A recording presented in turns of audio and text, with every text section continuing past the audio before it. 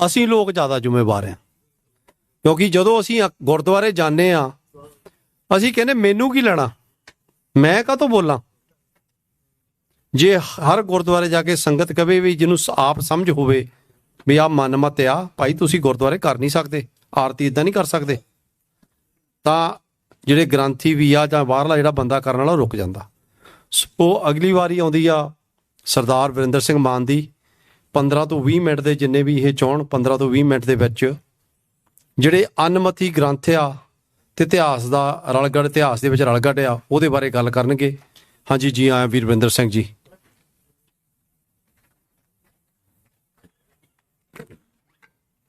ਵਾਹਿਗੁਰੂ ਜੀ ਕਾ ਖਾਲਸਾ, ਵਾਹਿਗੁਰੂ ਜੀ ਕੀ ਫਤਿਹ।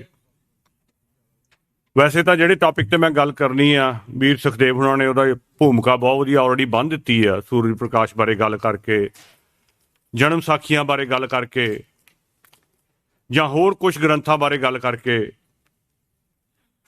ਸਾਡੀ ਤਰਾਸ਼ਦੀ ਪਤਾ ਕੀ ਆ, ਅਸੀਂ ਜਦੋਂ ਗੁਰਦੁਆਰਾ ਸਾਹਿਬ ਜਾਂਦੇ ਹਾਂ, ਜਾ ਕੇ ਬੈਠਦੇ ਹਾਂ ਹੱਥ ਜੋੜ ਕੇ, ਤੇ ਸਾਡੇ ਸਿੱਖਾਂ ਦੇ ਵਿੱਚ ਗੁਰੂ ਸਾਹਿਬ ਦੇ ਸਾਹਮਣੇ ਬੈਠ ਕੇ ਇੰਨੀ ਕੁ ਸ਼ਰਧਾ ਅੰਦਰ ਆ ਜਾਂਦੀ ਹੈ ਨਾ ਕਿ ਅਸੀਂ ਆਪਣੀਆਂ ਅੱਖਾਂ ਬੰਦ ਕਰ ਲੈਂਦੇ ਹਾਂ ਵੀ ਸਾਹਮਣੇ ਜੋ ਬੰਦਾ ਬੋਲ ਰਿਹਾ ਉਹ ਸਹੀ ਹੀ ਬੋਲ ਰਿਹਾ ਹੋਊਗਾ। ਇਹ ਸਾਡੀ ਕਮਜ਼ੋਰੀ ਸਮਝ ਲਓ, ਜਾਂ ਸਾਡਾ ਵਿਸ਼ਵਾਸ ਸਮਝ ਲਓ ਬਹੁਤ ਜ਼ਿਆਦਾ ਜਿਹੜਾ ਬਣਿਆ ਹੋਇਆ ਆ, ਜਾਂ ਸਾਡੀ ਅਸੀਂ ਆਪਣੇ ਆਪ ਨੂੰ ਐਜੂਕੇਟ ਨਹੀਂ ਕਰ ਸਕੇ, ਇਹ ਸਮਝ ਲਓ। ਤੋ ਜਿਹੜੀ ਪ੍ਰੋਬਲਮ ਆ ਨਾ, ਮੇਰਾ ਖਿਆਲ ਬੈਟਰੀ ਨਾ ਮੁੱਕੀ ਹੋਵੇ। ਹਾਂਜੀ, ਆ ਰਹੀ ਆਵਾਜ਼? ਪ੍ਰੋਬਲਮ ਇਹ ਹੈ ਕਿ ਅਸੀਂ ਆਪਣੇ ਆਪ ਨੂੰ ਐਜੂਕੇਟ ਨਹੀਂ ਕਰ ਸਕੇ। ਜੋ ਸਾਨੂੰ ਉੱਥੋਂ ਸੁਣਾਇਆ ਜਾਂਦਾ, ਜੋ ਕੱਚ ਕਰੜ ਇਤਿਹਾਸ ਸੁਣਾਇਆ ਜਾਂਦਾ ਆ, ਉਹ ਸਾਡੇ ਅੰਦਰ ਇੰਨਾ ਦੂਰ ਤੱਕ ਧੱਸ ਚੁੱਕਾ ਆ। ਅਸੀਂ ਆਪਣੀਆਂ ਦਾਦੀਆਂ ਤੋਂ, ਦਾਦਿਆਂ ਤੋਂ ਸੁਣਦੇ ਰਹੇ ਆ। ਉਹ ਸਾਨੂੰ ਇੱਦਾਂ ਲੱਗਦਾ ਵੀ ਹਾਂ ਵੀ ਇਹ ਸਾਖੀ ਸਹੀ ਹੀ ਹੋਣੀ ਆ, ਇਹ ਗਲਤ ਤਾਂ ਹੋ ਨਹੀਂ ਸਕਦੀ। ਇੰਨੇ ਬੰਦਿਆਂ ਨੇ ਵੱਖ-ਵੱਖ ਨੇ ਸੁਣਾਈ ਆ। ਇੱਕ ਛੋਟੀ ਜਿਹੀ ਐਗਜ਼ਾਮਪਲ ਦਿੰਦਾ, ਆਪਾਂ ਸਾਰਿਆਂ ਨੇ ਬਾਬਾ ਬੁੱਢਾ ਜੀ ਵਾਲੀ ਸਾਖੀ ਸੁਣੀ ਹੋਣੀ ਕਿ ਮਾਤਾ ਗੰਗਾ ਜੀ ਬਾਬਾ ਬੁੱਢਾ ਜੀ ਕੋ ਜਾਂਦੇ ਆ, ਉਹ ਸਾਰਿਆਂ ਨੇ ਸੁਣੀ ਆ। ਮੇਰਾ ਨਹੀਂ ਖਿਆਲ ਇੱਥੇ ਇੱਕ ਵੀ ਬੰਦਾ ਉਹ ਜਿਹਨੇ ਨਹੀਂ ਸੁਣੀ। ਸੋ ਸਾਡੇ ਦਿਮਾਗ ਵਿੱਚ ਉਹ ਬੈਠ ਗਈ ਹੈ ਸਾਖੀ। ਜਦੋਂ ਅੱਗੇ ਤੋਂ ਕੋਈ ਸੁਣਾਊਗਾ ਗੁਰਦੁਆਰਾ ਸਾਹਿਬ ਦੇ ਵਿੱਚ, ਤਾਂ ਸਾਨੂੰ ਹੋਣਾ ਹਾਂ ਇਹ ਸਹੀ ਹੀ ਹੋਣੀ ਆ ਕਿਉਂਕਿ ਸੁਣਾ ਰਹੇ ਆ। ਪਰ ਅਸੀਂ ਕਦੇ ਵੀ ਉੱਤੇ ਖੋਜ ਕਰਨ ਦੀ ਕੋਸ਼ਿਸ਼ ਨਹੀਂ ਕੀਤੀ। ਜਿਵੇਂ ਵੀਰ ਸੁਖਦੇਵ ਉਹਨਾਂ ਨੇ ਕਿਹਾ ਕਿ ਜਦੋਂ ਉਹ ਆਨੰਦ ਸਾਹਿਬ ਵਾਲੀ ਗੱਲ ਚੱਲੀ ਤੇ ਜਿਹੜੇ ਖੋਜੀ ਬੰਦੇ ਸੀ ਉਹਨਾਂ ਨੇ ਜਾ ਕੇ ਦੇਖਿਆ ਵੀ ਆਈ ਕਿੱਥੋਂ ਆ ਇਹ ਗੱਲ। ਇਹ ਕਿਤੋਂ ਕਿਤੋਂ ਤਾਂ ਆਈ ਹੋਊਗੀ ਨਾ, ਵੀ ਜਿਹੜੀਆਂ ਲਾਸਟ 2 ਪੌੜੀਆਂ ਗੁਰੂ ਰਾਮਦਾਸ ਪਾਤਸ਼ਾਹ ਤੇ ਗੁਰੂ ਅਰਜਨ ਪਾਤਸ਼ਾਹ ਨੇ ਲਿਖੀਆਂ ਆ, ਕਿੱਥੋਂ ਆਈ ਗੱਲ। ਤੇ ਜਦੋਂ ਉਹਨੂੰ ਦੇਖਿਆ ਤੇ ਉਹਦਾ ਬੇਸ ਜਾ ਕੇ ਸੂਰਜ ਪ੍ਰਕਾਸ਼ ਚੋਂ ਲੱਭਾ, ਤੇ ਫਿਰ ਇਹ ਸਵਾਲ ਉੱਠਦਾ ਸੀ ਵੀ ਸੂਰਜ ਪ੍ਰਕਾਸ਼ 'ਚ ਜੋ ਕੁਝ ਲਿਖਿਆ ਆ, ਜੇ ਤੁਸੀਂ ਉਹ ਸਾਰਾ ਕੁਝ ਹੀ ਮੰਨਦੇ ਆ, ਤੇ ਉਹ ਤੋਂ ਥੋੜੇ ਦਿਨ ਪਹਿਲਾਂ ਉਹੀ ਰਾਗੀ ਜਾਂ ਉਹੀ ਜਿਹੜੇ ਦਰਬਾਰ ਸਾਹਿਬ ਦੇ ਗ੍ਰੰਥੀ ਆ, ਉਹ ਕਹਿ ਰਹੇ ਆ ਇੱਕ ਥਾਂ ਦੇ ਉੱਤੇ ਆਪਣੀ ਕਥਾ ਵਿੱਚ ਕਿ ਰਾਗਮਾਲਾ ਬਿਲਕੁਲ ਬਾਣੀ ਆ। ਸੂਰਜ ਪ੍ਰਕਾਸ਼ ਤੇ ਵੀ ਲਿਖਿਆ ਵੀ ਰਾਗਮਾਲਾ ਬਾਣੀ ਨਹੀਂ ਆ। ਫਿਰ ਉੱਥੇ ਆਪਣੀ ਮਰਜ਼ੀ ਨਾਲ ਕਿੱਦਾਂ ਤੁਸੀਂ ਲਾ ਲਿਆ। ਜਿਹੜੀ ਚੀਜ਼ ਤੁਹਾਨੂੰ ਜਿੱਥੋਂ ਚੰਗੀ ਲੱਗਦੀ ਆ ਤੁਸੀਂ ਚੱਕ ਕੇ ਸੁਣਾ ਦਿੰਦੇ ਆ, ਤੇ ਜਿਹੜੀ ਤੁਹਾਨੂੰ ਨਹੀਂ ਠੀਕ ਲੱਗਦੀ ਉਹਨੂੰ ਤੁਸੀਂ ਛੱਡ ਦਿੰਦੇ ਆ। ਇਹ ਜਿਹੜੇ ਗ੍ਰੰਥ ਆ, ਕਾਫੀ ਲੰਬੀ ਇਹਨਾਂ ਦੀ ਲਿਸਟ ਆ, ਮੈਂ ਤੁਹਾਨੂੰ ਸਾਰਿਆਂ ਬਾਰੇ ਥੋੜਾ ਥੋੜਾ ਦੱਸੂਗਾ। ਉਹਨਾਂ ਵਿੱਚ ਇੰਨਾ ਕੁਝ ਗਲਤ ਲਿਖਿਆ ਹੋਇਆ ਆ, ਜੇ ਮੈਂ ਇੱਥੋਂ ਦੱਸਣ ਲੱਗ ਪਵਾਂ ਤੇ ਇੱਥੇ ਸਾਰਿਆਂ ਨੇ ਕਹਿਣਾ ਨਹੀਂ ਇਹ ਹੋ ਹੀ ਨਹੀਂ ਸਕਦਾ, ਇਹ ਗੱਲ ਹੋ ਹੀ ਨਹੀਂ ਸਕਦੀ। ਔਰ ਕੁਝ ਗੱਲਾਂ ਇਹੋ ਜਿਹੀਆਂ ਜਿਹੜੀਆਂ ਮੈਂ ਇੱਥੇ ਖੜਾ ਹੋ ਕੇ ਸੁਣਾ ਵੀ ਨਹੀਂ ਸਕਦਾ। ਇੱਥੇ ਖੜਾ ਹੋ ਕੇ ਉਹ ਸਾਖੀਆਂ ਮੈਂ ਤੁਹਾਨੂੰ ਸੁਣਾ ਨਹੀਂ ਸਕਦਾ। ਉਹਨਾਂ ਵਿੱਚ ਇਹੋ ਜਿਹੀਆਂ ਸਾਖੀਆਂ ਲਿਖੀਆਂ ਹੋਈਆਂ ਆ, ਪਰ ਅਸੀਂ ਉਹਨਾਂ ਗ੍ਰੰਥਾਂ ਤੇ ਵਿਸ਼ਵਾਸ ਕਰ ਕਰਕੇ ਲੋਕਾਂ ਕੋਲੋਂ ਸਿਰਫ ਸੁਣ ਹੀ ਨਹੀਂ ਰਹੇ। ਟੀਵੀ ਉੱਤੇ ਜਦੋਂ ਅਸੀਂ ਅੱਜ ਕੱਲ੍ਹ ਸੀਸਗੰਜ ਸਾਹਿਬ ਜਾਂ ਮੰਜੀ ਸਾਹਿਬ ਤੋਂ ਕਥਾ ਸੁਣਦੇ ਆ, ਤੇ ਉੱਥੇ ਗੁਰਦੁਆਰਿਆਂ 'ਚ ਉਹਨਾਂ ਗ੍ਰੰਥਾਂ ਤੋਂ ਪਾਠ ਕੀਤਾ ਜਾਂਦਾ ਤੇ ਨਾਲ ਉਹਨਾਂ ਦੀ ਕਥਾ ਕੀਤੀ ਜਾਂਦੀ ਆ। ਸੂਰਜ ਪ੍ਰਕਾਸ਼ ਗ੍ਰੰਥ, ਗੁਰਬਿਲਾਸ, 6ਵੀਂ ਪਾਤਸ਼ਾਹੀ। ਕਿਉਂ ਸਾਡੀ ਪ੍ਰੋਬਲਮ ਹੈ, ਅਸੀਂ ਪੜ੍ਹਿਆ ਹੀ ਨਹੀਂ। ਅਸੀਂ ਕਦੀ ਖੋਲ ਕੇ ਪੜ੍ਹਨ ਦੀ ਕੋਸ਼ਿਸ਼ ਨਹੀਂ ਕੀਤੀ। ਸਾਨੂੰ 2 ਸਾਲ ਹੋ ਗਏ ਟੀਵੀ ਚਲਾਉਂਦਿਆਂ ਨੂੰ, ਗੁਰਮਤਿ ਟੀਵੀ। ਅਸੀਂ ਘੱਟੋ ਘੱਟ 6 ਪ੍ਰੋਗਰਾਮ ਕਰ ਚੁੱਕੇ ਹਾਂ। ਜਨਮ ਸਾਖੀਆਂ ਉੱਤੇ ਵੱਖਰਾ, ਗੁਰਬਿਲਾਸ 6ਵੀਂ ਪਾਤਸ਼ਾਹੀ ਉੱਤੇ ਵੱਖਰਾ, ਸੂਰਜ ਪ੍ਰਕਾਸ਼ ਉੱਤੇ ਵੱਖਰਾ। ਜੇ ਇਕੱਲੇ ਉਹ ਪ੍ਰੋਗਰਾਮ ਹੀ ਅਸੀਂ ਦੇਖ ਲੈਂਦੇ ਜਾਂ ਸੁਣ ਲੈਂਦੇ ਤਾਂ ਸਾਨੂੰ ਕਾਫੀ ਕੁਝ ਕਲੀਅਰ ਹੋ ਜਾਂਦਾ ਕਿ ਇਹਨਾਂ ਵਿੱਚ ਕੀ ਲਿਖਿਆ ਹੋਇਆ। ਸੋ ਇਹੋ ਜਿਹੀਆਂ ਗੱਲਾਂ ਜਦੋਂ ਹੁੰਦੀਆਂ ਆ, ਜਦੋਂ ਸਾਹਮਣੇ ਆਉਂਦੀਆਂ, ਤੇ ਸਾਨੂੰ ਝੁਰਨਾ ਨਾ ਪਵੇ ਵੀ ਹਾਏ ਇਦਾਂ ਲਿਖਿਆ ਆ, ਅੱਛਾ ਇਹ ਵੀ ਗੱਲ ਹੈਗੀ ਆ। ਗੁਰਬਾਣੀ ਅਸੀਂ ਬਾਰ-ਬਾਰ ਕਹਿੰਦੇ, ਸਾਰੇ ਸਰੋਤੇ ਕਹਿੰਦੇ ਆਪ ਪੜ੍ਹੋ। ਆਪਾਂ ਗੁਰਦੁਆਰੇ ਜਾਂਦੇ ਆ, ਗੁਰਦੁਆਰਾ ਸਾਹਿਬ ਜਾਂਦੇ ਆ, ਕਈਆਂ ਨੂੰ 40-40 50-50 ਸਾਲ ਹੋ ਗਏ ਆ ਜਾਂਦਿਆਂ ਨੂੰ। ਮੈਂ 2-4 ਤੁੱਕਾਂ ਤੁਹਾਡੇ ਸਾਹਮਣੇ ਰੱਖਦਾ, ਤੁਹਾਨੂੰ ਪਤਾ ਹੋਊ ਕਿਹੜੇ ਗੁਰੂ ਸਾਹਿਬ ਨੇ ਲਿਖੀਆਂ ਤੇ ਕਿੰਨੇ ਪੰਨੇ ਤੇ ਆ। ਆਮ ਤੌਰ ਤੇ ਵਿਆਹ ਦੇ ਕਾਰਡ ਆਪਾਂ ਛਪਾਉਂਦੇ ਆ ਬੱਚਿਆਂ ਦੇ, ਉੱਤੇ ਲਿਖਿਆ ਹੁੰਦਾ ਸਤਿਗੁਰ ਦਾਤੇ ਕਾਜ ਰਚਾਇਆ, ਆਪਣੀ ਮਿਹਰ ਕਰਾਈ, ਦਾਸਾਂ ਕਾਰਜ ਆਪ ਸਵਾਰੇ, ਇਹ ਉਸਦੀ ਵਡਿਆਈ। ਕਿਸੇ ਨੂੰ ਪਤਾ ਕਿੰਨੇ ਪੰਨੇ ਤੇ ਲਿਖਿਆ ਹੋਇਆ, ਕਿਹੜੇ ਗੁਰੂ ਮਹਾਰਾਜ ਦੀ ਬਾਣੀ ਆ ਇਹ? ਹੁਣ ਜਿਨ੍ਹਾਂ ਨੂੰ ਪਤਾ ਹੈ ਉਹ ਚੁੱਪ ਆ, ਕਿਉਂਕਿ ਪਤਾ ਆ ਇਹ ਕਿਸੇ ਗੁਰੂ ਮਹਾਰਾਜ ਦੀ ਬਾਣੀ ਨਹੀਂ ਆ, ਇਹ ਕੱਚੀ ਬਾਣੀ ਆ। ਸਾਡੀ ਪ੍ਰੋਬਲਮ ਆ, ਅਸੀਂ ਜੇ ਗੁਰਬਾਣੀ 'ਚ ਨਹੀਂ ਦੱਸ ਸਕਦੇ ਭਈ ਸਹੀ ਕੀ ਆ, ਇਹ ਗੁਰਬਾਣੀ ਆ ਜਾਂ ਨਹੀਂ, ਤੇ ਅਸੀਂ ਇਤਿਹਾਸ ਕਿਵੇਂ ਦੱਸ ਸਕਾਂਗੇ? ਹੁਣ ਇਹੋ ਜਿਹੀਆਂ ਬੜੀਆਂ ਤੁੱਕਾਂ ਆ, ਨਾਨਕ ਨੀਵਾਂ ਜੋ ਚੱਲੇ ਲੱਗੇ ਨਾ ਤੱਤੀ ਵਾਓ, ਉਹ ਨਾਨਕ ਸ਼ਬਦ ਦੇਖ ਕੇ ਸਾਨੂੰ ਇਦਾਂ ਲੱਗਦਾ ਵੀ ਇਹ ਗੁਰੂ ਨਾਨਕ ਪਾਤਸ਼ਾਹ ਦੀ ਬਾਣੀ ਹੋਣੀ ਹੈ। ਨਹੀਂ, ਨਾਮ ਖੁਮਾਰੀ ਨਾਨਕਾ ਚੜ੍ਹੀ ਰਹੇ ਦਿਨ ਰਾਤ ਆਮ ਵਰਤ ਲੈਂਦੇ ਆ, ਇਹ ਗੁਰਬਾਣੀ ਨਹੀਂ ਆ। ਇੱਕੋ ਸਿਮਰੋ ਨਾਨਕਾ ਜੋ ਜਲ ਥਲ ਰਿਹਾ ਸਮਾਏ, ਦੂਜਾ ਕਾਹੇ ਸਮਰੀਏ, ਸਿਮਰੀਏ ਜੋ ਜੰਮੇ ਤੇ ਮਰ ਜਾਏ, ਇਹ ਗੁਰਬਾਣੀ ਨਹੀਂ ਆ। ਏਦਾਂ ਹੀ ਹੋਰ ਬਹੁਤ ਆ, ਨਾਨਕ ਦੁਖੀਆ ਸਭ ਸੰਸਾਰ, ਸੋ ਸੁਖੀਆ ਜਿਸ ਨਾਮ ਆਧਾਰ। ਸੋ ਮੇਰਾ ਇਹ ਗੱਲਾਂ ਕਹਿਣ ਦਾ ਭਾਵ ਹੈ, ਜੇ ਅਸੀਂ ਗੁਰਬਾਣੀ ਨੂੰ ਨਹੀਂ ਦੱਸ ਸਕਦੇ ਵੀ ਅਸਲੀ ਗੁਰਬਾਣੀ ਕਿਹੜੀ ਆ ਤੇ ਨਕਲੀ ਕਿਹੜੀ ਆ, ਅਸੀਂ ਬਾਕੀ ਤਾਂ ਗੱਲਾਂ ਕਰਦੇ ਆ ਵੀ ਆ ਗੁਰਦੁਆਰਿਆਂ ਵਿੱਚ ਕਥਾ ਇਸ ਗ੍ਰੰਥ ਤੋਂ ਹੋ ਰਹੀ ਹੈ, ਇਸ ਗ੍ਰੰਥ ਤੋਂ ਇਤਿਹਾਸ ਸੁਣਾਇਆ ਜਾ ਰਿਹਾ। ਅਸੀਂ ਇਤਿਹਾਸ ਕਿਵੇਂ ਪਰਖ ਲਵਾਂਗੇ ਜਦੋਂ ਸਾਡੇ ਕੋਲ ਕਸਵੱਟੀ ਗੁਰਬਾਣੀ ਦੀ ਜਿਹੜੀ ਹੋਣੀ ਚਾਹੀਦੀ ਸੀ ਉਹ ਹੀ ਨਹੀਂ ਹੈ? ਇਤਿਹਾਸ ਦੇ ਗ੍ਰੰਥਾਂ ਦੀ ਜਦੋਂ ਆਪਾਂ ਗੱਲ ਕਰਾਂਗੇ ਨਾ, ਤੇ ਇਹਦੇ ਵਿੱਚ ਸਾਨੂੰ ਮੰਨਣ 'ਚ ਕੋਈ ਹਰਜ ਨਹੀਂ ਹੋਣਾ ਚਾਹੀਦਾ ਕਿ ਲੈ ਦੇ ਕੇ ਸਾਨੂੰ ਇਤਿਹਾਸ ਇਹਨਾਂ ਗ੍ਰੰਥਾਂ ਵਿੱਚੋਂ ਹੀ ਫਰੋਲਣਾ ਪੈਣਾ ਆ। ਕਿਉਂਕਿ ਜਿਹੜੀ ਪਹਿਲਾਂ ਗੱਲ ਕੀਤੀ ਸੀ ਨਾ, ਵੀਰ ਸੁਖਦੇਵ ਸਿੰਘ ਉਹਨਾਂ ਨੇ ਵੀ ਕੀਤੀ ਸੀ ਤੇ ਵੀਰ ਸਰਬਜੀਤ ਸਿੰਘ ਉਹਨਾਂ ਨੇ ਵੀ ਕੀਤੀ ਸੀ, ਕਿ ਗੋਰੇ ਜਦੋਂ ਆਏ ਆ ਆਪਣੇ ਪੰਜਾਬ ਦੇ ਵਿੱਚ ਤੇ ਉਹਨਾਂ ਨੇ ਸਿੱਖਾਂ ਦੀ ਚੜ੍ਹਦੀ ਕਲਾ ਨੂੰ ਖਤਮ ਕਰਨ ਵਾਸਤੇ ਜੋ ਕਰ ਸਕੇ, ਜਿਹੜਾ ਹੀਲਾ ਵਸੀਲਾ ਵਰਤ ਸਕੇ ਉਹ ਵਰਤਿਆ।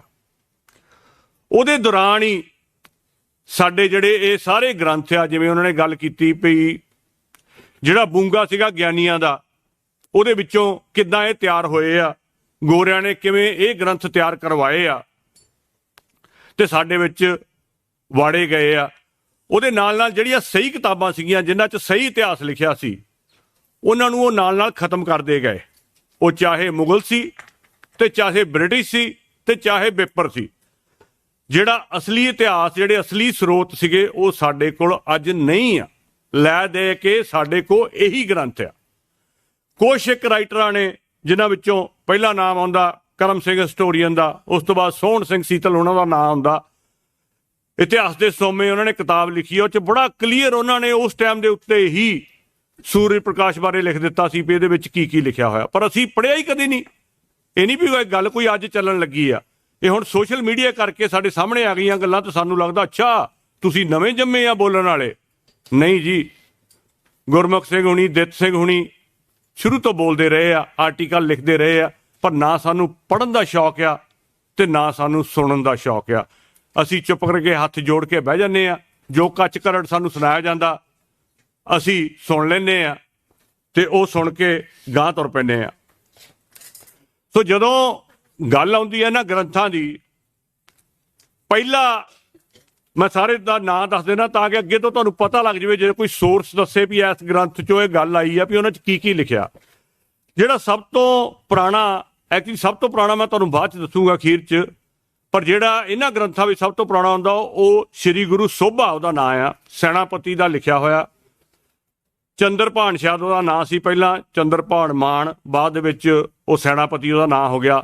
ਸੈਣਾ ਸਿੰਘ ਜਦੋਂ ਉਹਨੇ ਪਹੁੰਚ ਲਈ ਗੁਰੂ ਗੋਬਿੰਦ ਸਿੰਘ ਪਾਤਸ਼ਾਹ ਦੇ ਦਰਬਾਰ ਦੇ ਵਿੱਚ, ਉਹ ਇੱਕ ਕਵੀ ਸੀ, ਉਹਨੇ ਸਭ ਤੋਂ ਪਹਿਲਾਂ ਲਿਖਿਆ।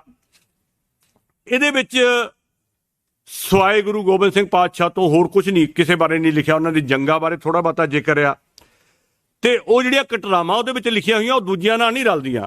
ਜੇ ਆਪਾਂ ਦੂਜੇ ਗ੍ਰੰਥਾਂ ਨਾਲ ਉਹਨੂੰ ਰਲਾਉਣ ਦੀ ਕੋਸ਼ਿਸ਼ ਕਰਾਂਗੇ ਤਾਂ ਉਹ ਬਿਲਕੁਲ ਅਲੱਗ ਹੋਊਗੀ। ਇਹ ਸਭ ਤੋਂ ਪੁਰਾਣਾ ਸਾਨੂੰ ਸਰੋਤ ਮਿਲਦਾ। ਉਸ ਤੋਂ ਬਾਅਦ ਜਿਹੜਾ ਮੇਰੇ ਹਿਸਾਬ ਨਾਲ ਸਭ ਤੋਂ ਜ਼ਿਆਦਾ ਕੰਟਰੋਵਰਸ਼ੀਅਲ ਅੱਜ ਗ੍ਰੰਥ ਆ ਸੂਰਜ ਪ੍ਰਕਾਸ਼ ਤੋਂ ਬਾਅਦ, ਉਹ ਆ ਗੁਰਬਿਲਾਸ ਪਾਤਸ਼ਾਹੀ ਛੇਵੀਂ। 1718 ਦੇ ਕਰੀਬ ਇਹ ਕਹਿੰਦੇ ਆ ਵੀ ਲਿਖਿਆ ਗਿਆ। ਇਹ ਰਾਈਟਰ ਦਾ ਕੋਈ ਪਤਾ ਨਹੀਂ, ਉਹ ਕੋਈ ਕਹਿੰਦਾ ਸੋਹਣ, ਕੋਈ ਕਹਿੰਦਾ ਭਗਤ ਸਿੰਘ, ਕੋਈ ਪਤਾ ਨਹੀਂ। ਸਾਨੂੰ ਤਾਂ ਇੰਨਾ ਪਤਾ ਵੀ ਜਥੇਦਾਰ ਵਧਾਂਤੀ ਸਾਹਿਬ ਉਹਨਾਂ ਨੇ ਉਹਦੀ ਸੰਪਾਦਨਾ ਕਰਕੇ ਸਾਡੇ ਗਲ ਮੜਤਾ, ਨਹੀਂ ਤਾਂ ਲੋਕਾਂ ਨੂੰ ਪਤਾ ਨਹੀਂ ਸੀ ਵੀ ਉਹ ਗ੍ਰੰਥ ਹੈਗਾ ਕੋਈ ਕਿ ਨਹੀਂ ਹੈਗਾ। ਉਹਦੀਆਂ ਕਾਪੀਆਂ ਛਪਾ ਕੇ ਤੇ ਉਹ ਜਦੋਂ 300 ਸਾਲਾ ਮਨਾਇਆ ਗਿਆ ਉਸ ਟਾਈਮ ਦੇ ਉੱਤੇ ਸਾਡੀ ਝੋਲੀ ਪਾ ਦਿੱਤਾ ਤੇ ਗੁਰਦੁਆਰਿਆਂ ਵਿੱਚੋਂ ਉਹਦੀ ਕਥਾ ਸ਼ੁਰੂ ਹੋ ਗਈ। ਮੈਂ ਕਿਉਂ ਕਿਹਾ ਉਹ ਸਭ ਤੋਂ ਖਤਰਨਾਕ ਗ੍ਰੰਥ ਆ? ਉਹ ਇਸ ਕਰਕੇ ਕਿ ਉਸ ਗ੍ਰੰਥ ਦੇ ਸ਼ੁਰੂ ਦੇ ਵਿੱਚ ਹੀ ਲਿਖਿਆ ਹੋਇਆ, ਜਿਨ੍ਹਾਂ ਨੇ ਪੜ੍ਹਿਆ ਉਹਨਾਂ ਨੂੰ ਪਤਾ ਹੋਣਾ ਕਿ ਵਿਸ਼ਨੂੰ ਭਗਵਾਨ ਇੱਕ ਦਿਨ ਉੱਧਰੋਂ ਲੰਘ ਰਹੇ ਸੀ ਤੇ ਉਹਨਾਂ ਨੇ ਗੁਰੂ ਅਰਜਨ ਨੂੰ ਕਿਹਾ ਤੁਸੀਂ ਇੱਥੇ ਮੇਰਾ ਮੰਦਿਰ ਬਣਾਓ। ਬੜੀ ਲੰਬੀ ਚੌੜੀ ਕਹਾਣੀ ਆ। ਉੱਥੇ ਖੁਦਾਈ ਕੀਤੀ, ਉੱਥੋਂ ਇੱਕ ਪੰਡਤ ਨਿਕਲਿਆ, ਬੜਾ ਮਤਲਬ ਕੋਈ ਸੈਂਸ ਨਹੀਂ ਬਣਦੀ ਉਹਨਾਂ ਗੱਲਾਂ ਦੀ, ਪਰ ਉਹਨੂੰ ਅੱਜ ਨਾਲ ਰਿਲੇਟ ਕਰਕੇ ਦੇਖੋ।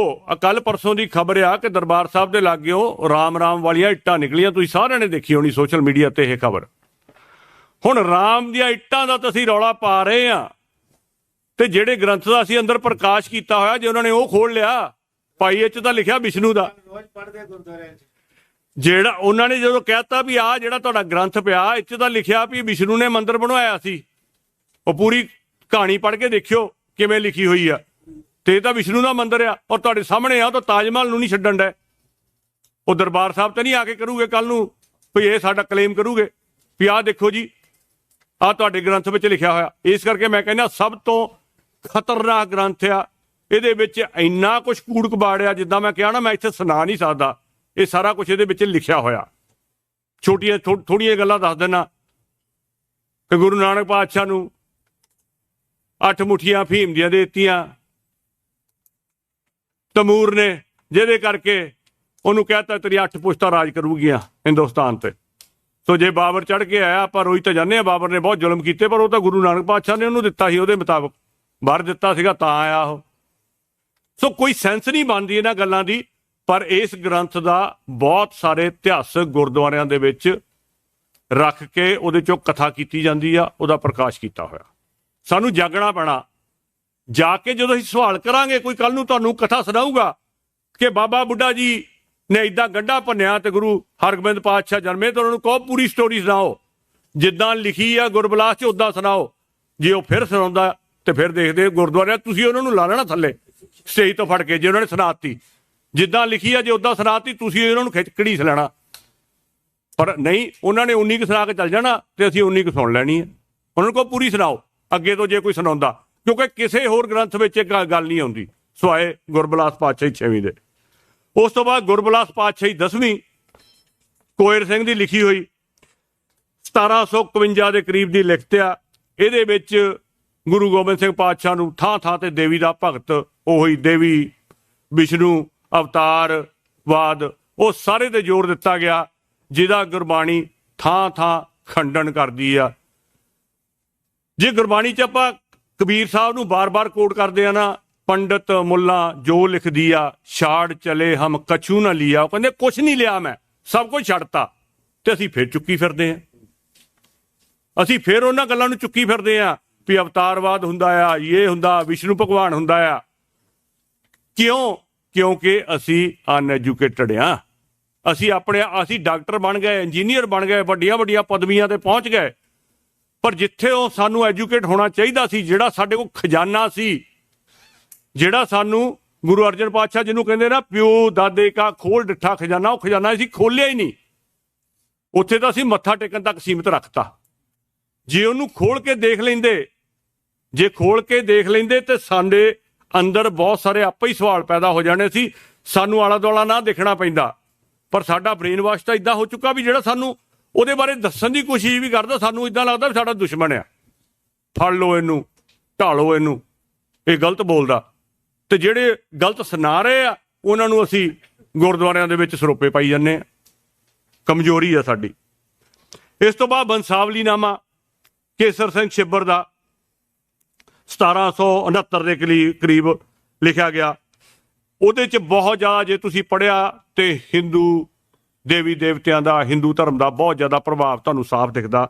ਉਹਦੇ 'ਚ ਤਾਂ ਨਾਂ ਤੱਕ ਗਲਤ ਲਿਖੇ ਹੋਏ ਆ। ਉਹ ਕਹਿੰਦਾ ਵੀ ਗੁਰੂ ਨਾਨਕ ਪਾਤਸ਼ਾਹ ਦੀ ਬਾਣੀ ਮਾਤਾ ਸ਼ਾਰਦਾ ਦੇਵੀ ਦੇ ਵਰ ਸਦਕਾ ਲਿਖੀ ਗਈ ਆ। ਉਹਦੇ ਵਿੱਚ ਉਹ ਇਹ ਲਿਖਦਾ ਆ ਵੀ ਮਾਤਾ ਸ਼ਾਰਦਾ ਦੇਵੀ ਨੇ ਵਰ ਦਿੱਤਾ ਸੀ ਤੇ ਗੁਰੂ ਅਰਜਨ ਪਾਤਸ਼ਾਹ ਨੇ ਬਾਣੀ। ਸੋ ਇੱਦਾਂ ਦਾ ਬਹੁਤ ਕੁਝ ਲਿਖਿਆ ਹੋਇਆ। ਹੋਰ ਇੱਕ ਗੁਰਬਿਲਾਸ ਆਉਂਦਾ। ਇਸ ਤੋਂ ਬਾਅਦ ਗੁਰੂ ਨਾਨਕ ਮਹਿਮਾ ਤੇ ਮਹਿਮਾ ਪ੍ਰਕਾਸ਼ ਬਾਬਾ ਸਰੂਪ ਦਾਸ ਭੱਲੇ ਦਾ। ਉਹ ਆਪਣੇ ਆਪ ਨੂੰ ਕਹਿੰਦਾ ਕਿ ਮੈਂ ਗੁਰੂ ਅਮਰਦਾਸ ਭੱਲੇ ਦੀ ਵੰਸ਼ ਵਿੱਚੋਂ ਆ। ਉਹੀ ਗੱਲ ਆ ਵੀ ਇਹਦੇ ਵਿੱਚ ਵੀ ਉਹੀ ਘਟਨਾਵਾਂ ਆ ਜੋ ਜਨਮ ਸਾਖੀਆਂ ਦੇ ਵਿੱਚ ਲਿਖੀਆਂ ਗਈਆਂ ਆ। ਜਨਮ ਸਾਖੀ ਨੂੰ ਕਾਪੀ ਪੇਸਟ ਕਰ ਦਿੱਤਾ ਆ, ਜਨਮ ਸਾਖੀਆਂ ਨੂੰ, ਤੇ ਇੱਕ ਹੋਰ ਨਵਾਂ ਗ੍ਰੰਥ ਬਣਾ ਦਿੱਤਾ। ਇਹਦੇ ਵਿੱਚੋਂ ਵੀ ਆਪਾਂ ਬਹੁਤ ਕੁਝ ਜੇ ਸਹੀ ਤਰੀਕੇ ਨਾਲ ਲੱਭਣ ਦੀ ਕੋਸ਼ਿਸ਼ ਕਰੀਏ ਤਾਂ ਲੱਭ ਸਕਦੇ ਆ। ਬਾਬਾ ਸਰੂਪ ਦਾਸ ਭੱਲੇ ਦੇ ਗ੍ਰੰਥ 'ਚੋਂ ਤੁਹਾਨੂੰ ਇਤਿਹਾਸ ਲੱਭ ਸਕਦਾ ਆ, ਪਰ ਤੁਹਾਡੇ ਕੋਲ ਪਾਰਖੂ ਨਜ਼ਰ ਹੋਣੀ ਚਾਹੀਦੀ ਆ ਤੇ ਗੁਰਬਾਣੀ ਦੀ ਕਸਵੱਟੀ ਹੋਣੀ ਚਾਹੀਦੀ ਆ। ਤੁਸੀਂ ਉਹ 'ਚੋਂ ਇਤਿਹਾਸ ਲੱਭ ਸਕਦੇ ਆ, ਪਰ ਜੇ ਤੁਸੀਂ ਉਹਨੂੰ ਹੂਬਹੂ ਮੰਨ ਲਓਗੇ ਤਾਂ ਬਹੁਤ ਜ਼ਿਆਦਾ ਖਤਰਨਾਕ ਆ। ਉਸ ਤੋਂ ਬਾਅਦ ਨਾਨਕ ਪ੍ਰਕਾਸ਼ ਤੇ ਗੁਰਪ੍ਰਤਾਪ ਸੂਰਜ, ਜਿਹਨੂੰ ਅੱਜ ਕੱਲ੍ਹ ਸੂਰਜ ਪ੍ਰਕਾਸ਼ ਕਰਕੇ ਪਿਛਲੇ ਕੁਝ ਸਮੇਂ ਤੋਂ ਬਹੁਤ ਜ਼ਿਆਦਾ ਖਬਰਾਂ 'ਚ ਆ। ਸਾਨੂੰ ਇੱਦਾਂ ਲੱਗਦਾ ਵੀ ਇਹੀ ਇੱਕ ਗ੍ਰੰਥ ਆ ਜਿਹੜਾ ਸਾਡੇ ਸਿੱਖੀ ਦੇ ਵਿਹੜੇ ਵਿੱਚ ਬਹੁਤ ਖਲਾਰਾ ਪਾ ਰਿਹਾ, ਪਰ ਨਹੀਂ। ਉਦੋਂ ਪਹਿਲੇ ਜਿਹੜੇ ਮੈਂ ਦੱਸੇ ਉਹ ਵੀ ਇਹੀ ਕੁਝ ਕਰ ਰਹੇ ਆ। ਇਹ ਹਾਈਲਾਈਟ ਤਾਂ ਹੋਇਆ ਕਿਉਂਕਿ ਇੱਕ ਦੋ ਵੱਡੇ ਪ੍ਰਚਾਰਕਾਂ ਨੇ ਇਹਦੇ ਬਾਰੇ ਗੱਲ ਕਰਤੀ ਤੇ ਉਹਦੇ ਵਿੱਚੋਂ ਕੁਝ ਘਟਨਾਵਾਂ ਇਹੋ ਜਿਹੀਆਂ ਸੁਣਾਤੀਆਂ ਜਿਹੜੀਆਂ ਬਹੁਤ ਜ਼ਿਆਦਾ ਕੰਟਰੋਵਰਸ਼ੀਅਲ ਸੀਗੀਆਂ, ਜਿਹਦੇ ਕਰਕੇ ਹਾਈਲਾਈਟ ਹੋ ਗਿਆ। ਪਰ ਤੁਹਾਨੂੰ ਪਤਾ ਹੋਣਾ ਚਾਹੀਦਾ, ਜਿੱਦਾਂ ਮਾਤਾ ਭਾਗ ਕੌਰ ਵਾਲੀ ਕਹਾਣੀ ਜਿਹੜੀ ਸੂਰਜ ਪ੍ਰਕਾਸ਼ 'ਚ ਲਿਖੀ ਗਈ ਆ, ਉਹ ਗਿਆਨ ਸਿੰਘ ਨੇ ਵੀ ਲਿਖੀ ਆ ਉੱਦਾਂ ਹੀ ਲਿਖੀ ਹੋਈ ਆ। ਕਿਉਂਕਿ ਇਹ ਕਰਦੇ ਕੀ ਰਹੇ, ਇੱਕ ਗ੍ਰੰਥ ਅੱਗੇ ਰੱਖ ਲਿਆ, ਦੂਜੇ ਨੇ ਕਾਪੀ ਪੇਸਟ ਮਾਰਤਾ। ਸੋ ਉੱਦਾਂ ਹੀ ਲਿਖਿਆ ਹੋਇਆ ਉਹਦੇ ਵਿੱਚ ਵੀ।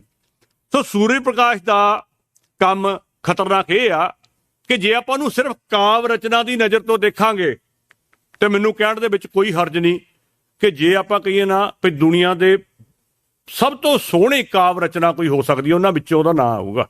ਜੇ ਆਪਾਂ ਸਿਰਫ ਕਾਵ ਰਚਨਾ ਦੇ ਤੌਰ ਤੇ ਦੇਖਦੇ ਆ, ਜੇ ਛੰਦਬੰਦੀ, ਹਾਂ, ਜੇ ਆਪਾਂ ਛੰਦਬੰਦੀ ਦੇ ਤੌਰ ਤੇ ਦੇਖਦੇ, ਕਿਉਂਕਿ ਐਡਾ ਵੱਡਾ ਗ੍ਰੰਥ ਕਦੀ ਕਿਸੇ ਨੇ ਲਿਖਿਆ ਨਹੀਂ ਸੀ।